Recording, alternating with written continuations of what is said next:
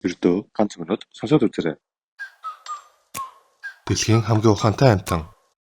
Бидний амьдарч буй дэлхий дээр маш олон төрлийн амьтад амьдардаг. Хүн төрөлхтөн ч гэсэн тэдгээр амьтдын нэг ба дэлхийн хамгийн өндөр IQ-тай амьтан юм. Хүн төрөлхтний хасаад дэлхийн хамгийн ухаантай амьтан юу болохыг сонирхцгоё.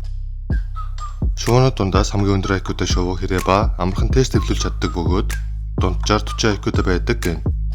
Харин мах амьтад дундаас бар хамгийн өндөр IQ-тай ба бар нь бусад мах амьтдаас харьцангуй том тэрхтэй бөгөөд 45 IQ-тай байдаг гэн.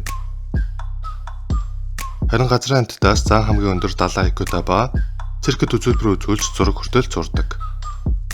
Усны амьтдаас дельфин хамгийн өндөр 80 IQ-тай ба бага ангийн хүүхдээс өндөр IQ-тай байдаг гэн.